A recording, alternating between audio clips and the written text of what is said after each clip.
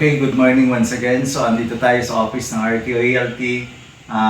Ngayong umagang ito ay magdi-distribute tayo ng bags na dadalhin natin sa Barangay Samat or sa Samat Elementary School. So, excited na po tayo. Naka-ready na ang ating mga bags to be distributed. Yan. Okay. So, andito na po yung ating mga pamimigay ng mga bag sa mga estudyante ng Barangay Samat.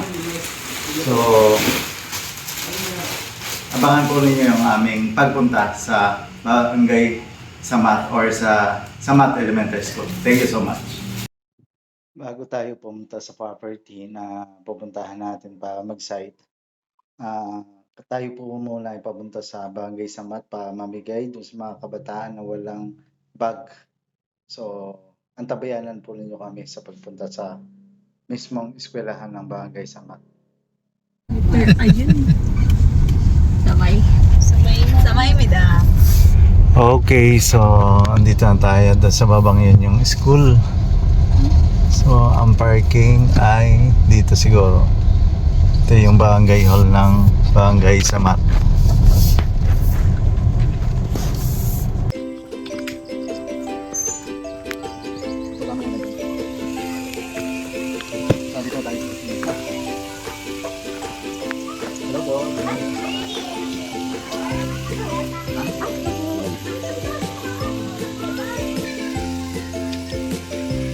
Dito tayo sa Barangay Samat, sa Elementary School ng Samat. Ako ang mag-distribute ng mga bags.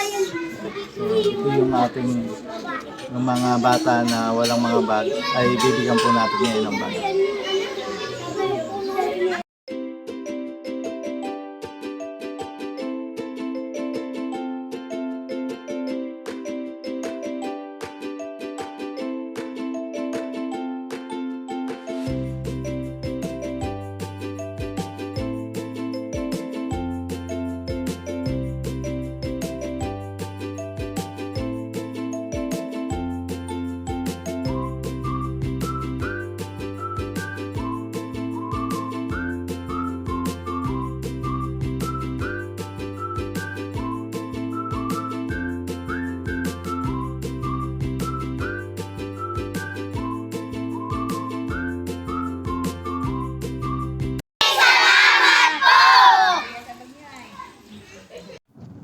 Okay, so andito na po tayo, papunta na po tayo sa site.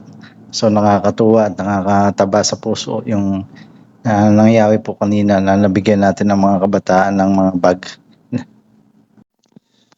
Okay, so andito tayo sa Ginyangan. So ito yung kalsada na ongoing na ginagawa. Papunta dun sa kabila dun. Ano, yung ginagawa dun tunay? Yung malaki. Hindi pa nangyari. Okay. Okay, so nandito na tayo sa property dito sa Ginyang, Quezon. Ito ay 6 na hektarya na Nyugan. So ito na po yung property. Doon kami pumasok hanggang doon daw po. Pero passable siya ng sasakyan na single motor. Katulad nito, ay single motor kami na gamit. Passable po siya. Pero madali pong lagyan ng kalsada kasi may ano na, may mga linyada na po ng right of way. So ito po ay talagang may right of way itong property ito. Ito po yun, may mga kainito. Yan. Puno ito ng mga niyog. Yan. Itong part na ito ay kapantayan. Tapos sakop ito yan, lahat ng niyogan dito. Hanggang doon pa daw po yan sa kabila. So maganda itong property nito. Ito ay halos ay hindi pa masyadong napupuntahan. Okay. So ito. Yan, ito po yung mga tanim, may mga gabi.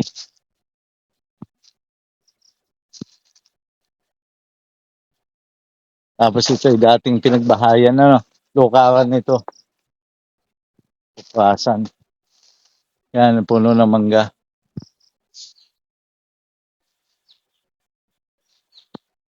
Yan. So sa puno ng kahoy, sa mga niyog, napakadami dito. So yung iba, matataas na. Tapos yung iba naman bata pa, katulad nun. Ang kagandahan nitong property nito ay kagilid nito yung ilog sa malapit sa falls. So titingnan nga natin. Simula doon sa Barangay Road na tinahak namin mga 5 minutes na travel ng single motor namin. Andito na. Pero kung lalakadin natin, walang sasakyan, mga 10 minuto nandito na tayo.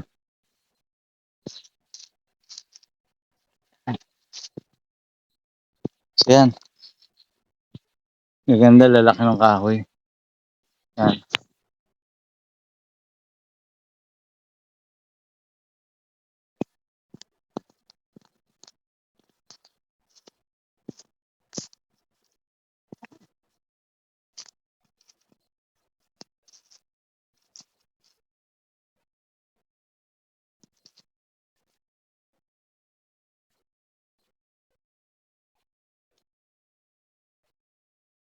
So yung terrain ng lupa is may pataas, may pababa, may pantay. Ito naman ang mabababa pa, puno ng niyog. Dito naman pantay pa sa part na to. So madami siyang puno. So kailangan siguro ilinisin lang. Madaming mga pot bearing trees, mga kainito. Nandun ang langka, oh. Yan, madami. Sa pot bearing trees. So ang dami pang mga kahoy. Yan, nandyan mga kahoy yan. Pwedeng pambahay yan.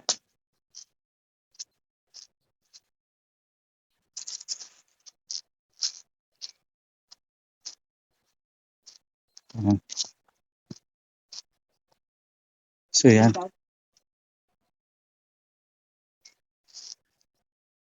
Ganda yung pagitan dyan. So dyan ay Hindi na ako nagpapilit sa baba. so ito eh. Kasali pa ito. Napakalawak nito. 6 na hektarya ng lupa.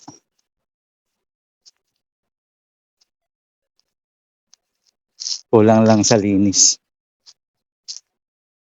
Hindi naman siya kalayuan sa town proper. Simula dun sa municipality na kalsada or less hanggang dito. Siguro estimated na travel natin mga 15 minutes. Yan.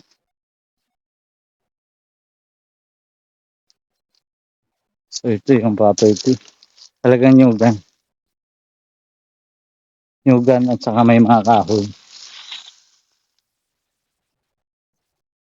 Kailangan lang itong pagandahin. Kagandahan dito, ang daming mga ibon pa.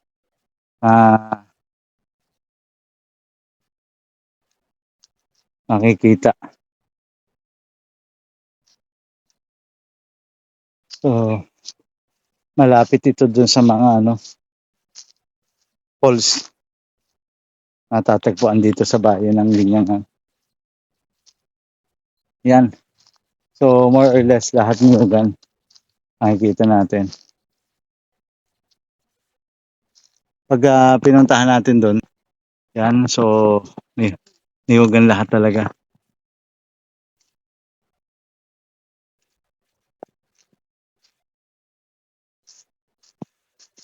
Gusto ko makita yung ilog. Yan, daming kahoy, oh. Sa mga kahoy na lang.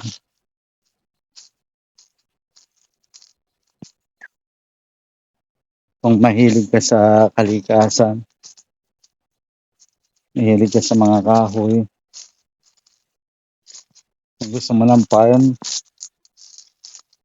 na hindi kalayuan, pero mababa ang presyo. Ito na yun. Punong-puno na niyog.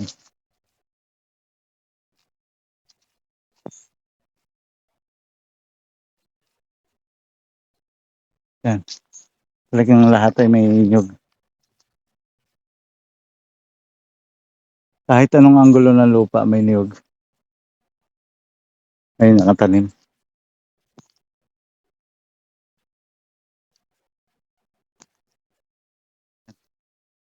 So, niyogan pa din. Punong-puno ng niyog talaga. Mamaya ipapakita ko mamaya yung daanan.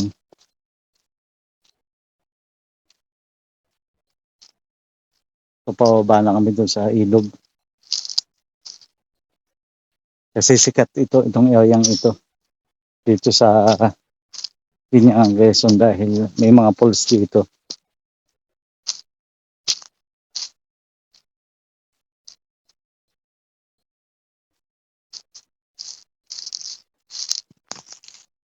Dito tayo sa gilid ng property. Yan. Okay, ngayon yung ilog. Sapa. So, napakalinaw ng sapa. Yan. So, malakas ang tubig. Kahit tag-init. Yan. Yan ay galing sa bukal. Kaya napakaganda ng property. Yan yung baba ng sapa. Yung gilid ng lote. So, nakagilid talaga tayo sa ilog. Yan. Yan yung ilog. So, mahaba pa yan papunta doon. So, yan. Yan po yung ilog. Nakagilid po yung property sa ilog. Kaya,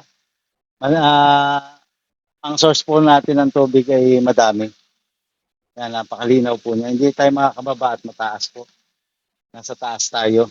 So, ibig sabihin, hindi umaagos dito sa taas yung tubig. Nandito lang sa baba. Okay? So, tayo ay aakyat ulit. So, ito may mga kawayan pa. Kumpleto dito, may makakahoy, may mga kawayan. Yan.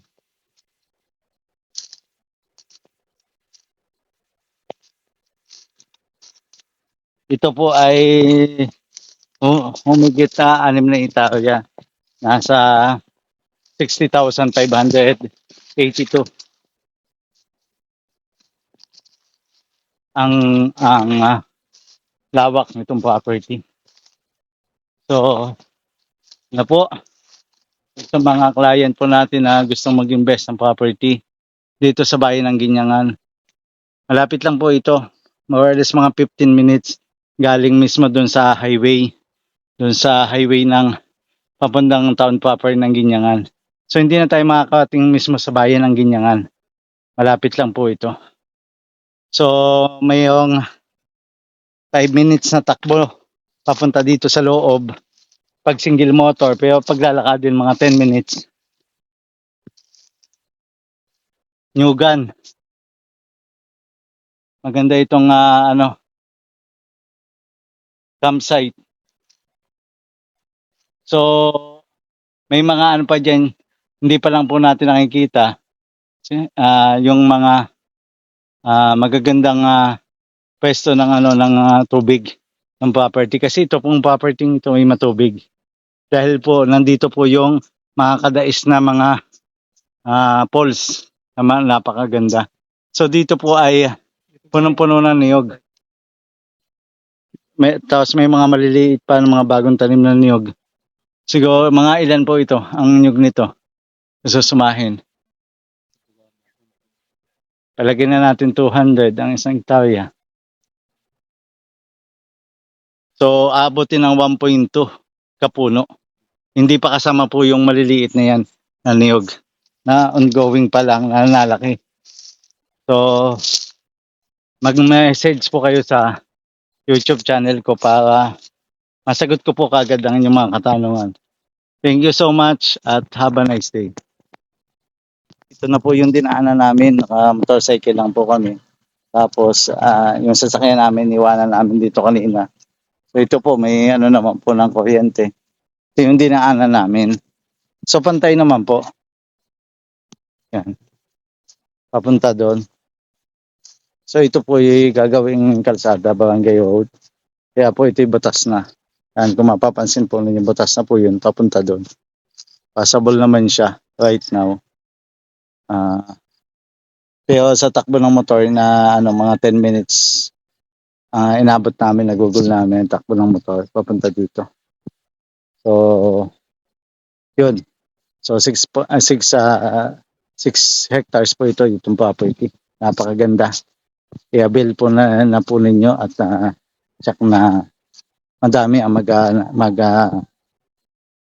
kakagusto po nito. Thank you so much.